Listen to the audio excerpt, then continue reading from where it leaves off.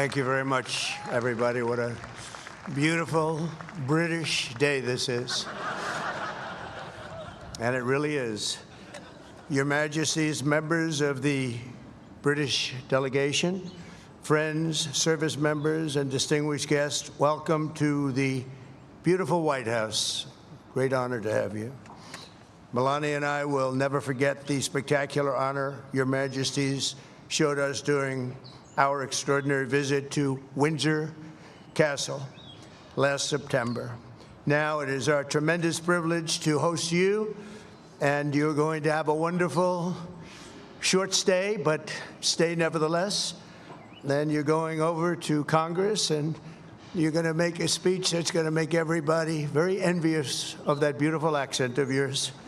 Very elegant. He's a very elegant man. Here in the shadows of monuments to George Washington, Thomas Jefferson, honoring the British King might seem an ironic beginning to our celebration of 250 years of American independence. But in fact, no tribute could be more appropriate. Long before Americans had a nation or a constitution, we first had a culture, a character, and a creed. Before we ever proclaimed our independence, Americans carried within us the rarest of gifts, moral courage, and it came from a small but mighty kingdom from across the sea. For nearly 2 centuries before the Revolution, this land was settled and forged by men, women, who bore in their souls the blood and noble spirit of the British. Here on a wild and untamed continent, they set loose the ancient English love of liberty and the Great Britain's distinctive sense of glory, destiny, and pride. And that's what it is: glory, destiny, and pride. The American patriots who pledged their lives to independence in 1776 were the heirs to this majestic inheritance. Their veins ran with Anglo-Saxon courage. Their hearts beat with an English faith in standing firm for what is right, good, and true.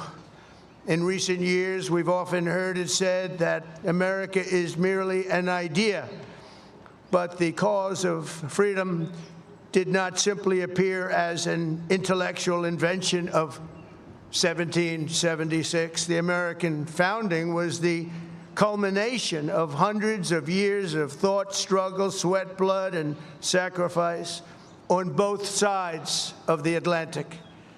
Fate drew a long arc from the meadow at Runnymede to the streets of Philadelphia that ran through the lives of people born and bred on the British code that no man should be denied either justice or right. American patriots today can sing "My country, 'tis of thee, sweet land of liberty," only because our colonial ancestors first sang, "God save the King." We see today a living symbol of this centuries-old bond, just a few dozen feet to the left where I stand. There, Her late Majesty, Queen Elizabeth, an incredible woman who I had the privilege of getting to know.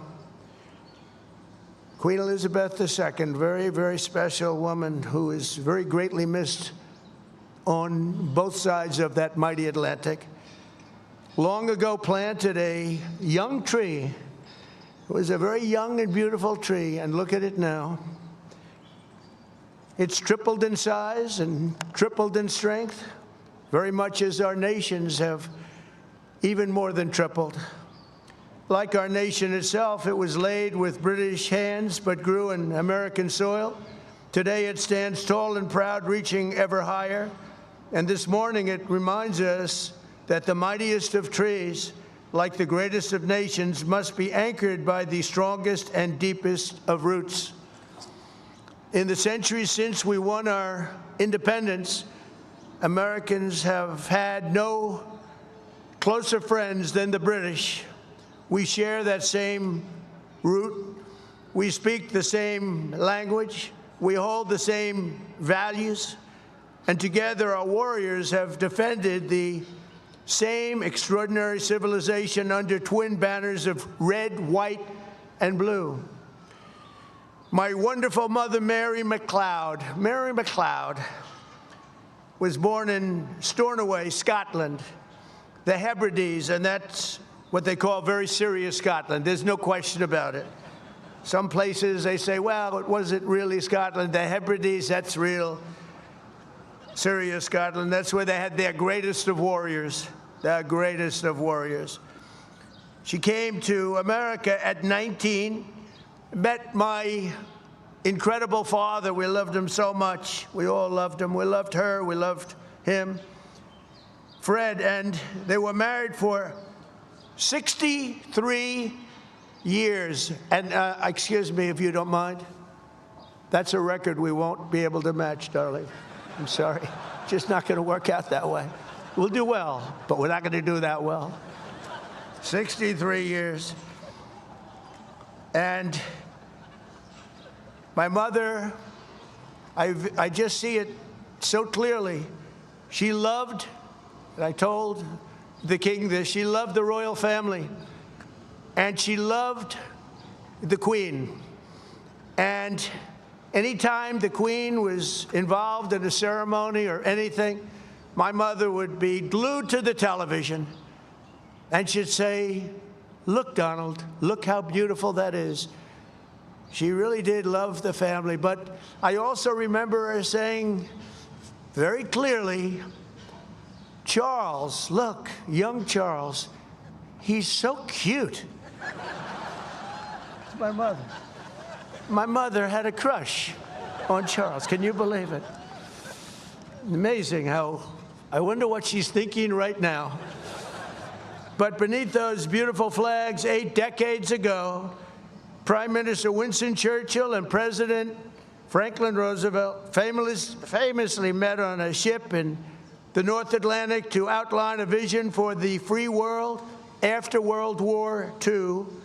That understanding of our nation's unique bond and role in history is the essence of our special relationship, and we hope it will always remain that way. The ship where the two great leaders met was called the Prince of Wales, the very title that His Majesty the King held longer than any other individual in British history, and he held it with great pride and respect. It's said that when Prime Minister Churchill first met this future king many decades ago, he was so impressed, he made the statement, he is so young to think so much and so well. And the bust of your great Prime Minister rests proudly again in the Oval Office. We're very proud to bring it back. We brought it back. Throughout His Majesty's life, the world has witnessed that same thoughtfulness which first struck Britain's greatest Prime Minister. His Majesty's intellect, passion, and devotion have been really a blessing to the British people, but not only to his own country, but to the cherished bond between the United States and the United Kingdom. And I am very certain that it will continue that way long into the future. In a few hours, His Majesty will stand in the heart of the United States Capitol as the very first British king ever to address a joint session of the United States Congress. So he's going to be addressing Congress, and I'm going to be watching. I was thinking of going, but they said, I don't know, that might be a step too far. I would love to go. It's not supposed to be protocol, but I would love to be with you. But there, the direct descendant of King George III will speak to the direct successor of the very body that gathered in Independence Hall on July 4th, 1776. If John Adams and George Washington, or the King's fifth great-grandfather, could see that sight, they might be absolutely shocked, but probably only for a moment. Surely they would be delighted that the wounds of war healed into the most cherished friendship. Think of that very, very long ago difficult war, and yet those wounds did indeed heal into the most cherished of friendships, most cherished. They would be moved beyond words to know that the soldiers who once called each other Redcoats and Yankees became the Tommies and the GIs who together saved the free world as brothers in arms and brothers in eternity, and nobody fought better together than us. If they could see us today, our ancestors would surely be filled with awe and pride that the Anglo-American Revolution in human freedom was never, ever extinguished, but carried forward across centuries, across oceans, and across history until it became a fire that lit the entire world. So today we look back on 250 years. Let us remember what has made our countries the two most exceptional nations the world has ever known. And together let us go forward with even stronger resolve to carry on our sacred devotion to liberty and to the traditions of excellence that have been our shared gift of all mankind. Your Majesties, thank you once again for making this important visit. We are so honored.